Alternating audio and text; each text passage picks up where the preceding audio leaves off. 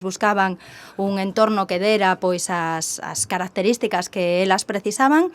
Nos ofrecimos, nos puxemos as nosas mellores galas, invitámolos a comer, que é algo que funciona moi ben, xa sabedes, nesta cidade, e ao final, co magnífico equipo de funcionarios, funcionarias e traballadoras do Concello, pois os convencimos e estamos moi orgullosas de ter un proxecto a 2 anos, un proxecto que vai máis alá da gala, e eu creo que podo dicir, senón Laura corríxeme dende aí, que foi a primeira persoa coa que tive en contacto, unha historia de amor, non?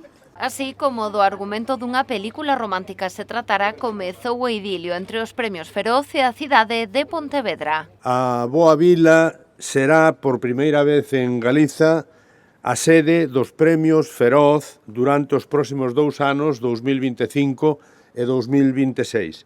Un dos galardóns máis importantes e relevantes de todo o Estado cando falamos da cultura audiovisual. Os premios Feroz encaixan en Pontevedra a perfección. A primeira data que xa está marcada no calendario é o 25 de xaneiro de 2025. Celebrarase a gala no recinto feiral da cidade, contando cun milleiro de convidados. Que es una cosa que nos interesa mucho poner en contacto a la industria con la ciudadanía.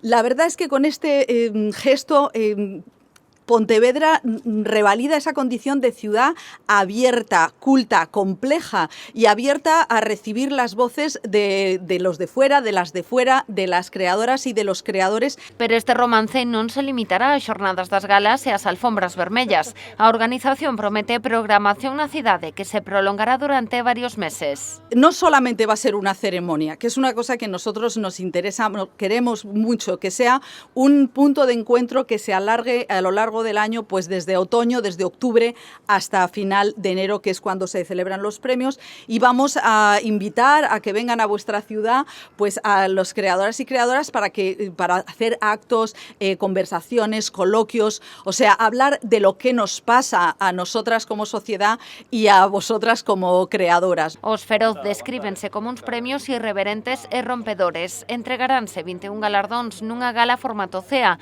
na que os convidados exercerán as veces de público.